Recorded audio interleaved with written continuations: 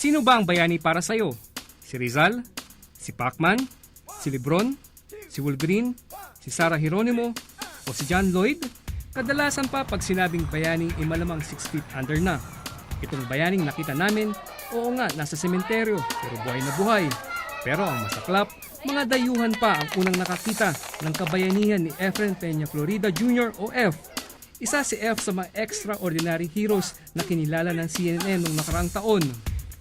Finalist din siya sa Global Youth Awards sa Southampton, United Kingdom at kinilala ng Right Livelihood Award Foundation sa Stockholm, Sweden. The idea to do F, this. small When I time. saw Sa show ni Larry kids, King lang children naman. feasting. Tuwing Sabado mula alas 8 ng umaga hanggang alas 5 ng hapon, umiikot ang kariton na ito sa 4 na lugar dito sa Cavite City. Ito'y para dalhin ang classroom sa mga mahihirap na bata. Hindi nagtayo ng relihiyon, hindi naging presidente o umimbento ng gamot sa butas na bulsa si F. Ang dala lang niya, kariton.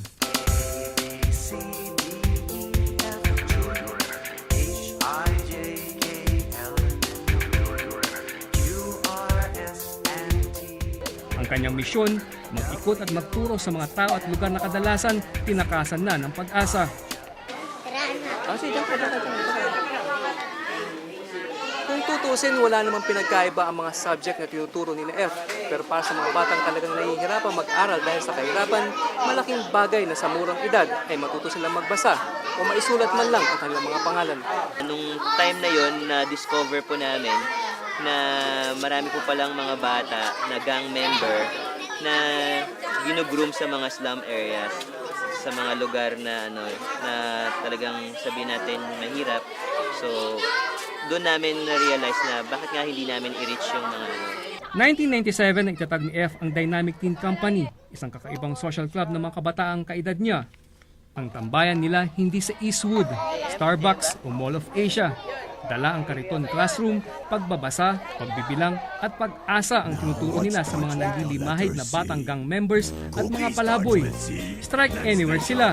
Sa gitna ng mga lugar na swerte kayo dahil hindi nasasama sa camera ang amoy dito. Ang goal namin dito is mahalin ng mga bata ulit yung pag-aaral. Dating binubuli ng mga gang members si F nung lumalaki pa lang siya sa Cavite City. Ipinangako niya na pag naging guro na siya, babalikan niya sila. Pero hindi para makipagbakbakan, kundi para turuan sila ng simpleng 1, 2, 3 at abakada. Galing sa donasyon at sariling bulsa ni F ang mga notebook, lapis, pagkain at mga libro na binibigay nila sa mga paslit mula sa talipapa, tambakan ng basura, sementeryo at komunidad ng mga badyaw.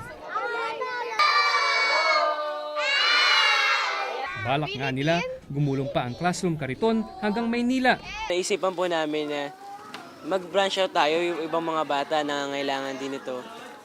Sila ay kailangan din matuto, hindi lang naman pwedeng sa atin na lang tong gamit na to. Eto si F, walang ere, simple ang ambisyon. Isang bayani na ibang lahi pa ang nakakita at kumilala. Dito naman sa Pilipinas, pag hindi ka sikat, sabi nga nung hindi ka pakinggan eh. Ngayon babalik namin ulit ang tanong, sino nga ba ang karapat-dapat na tawaging bayani? Erel Kabatbat po, dokumentado.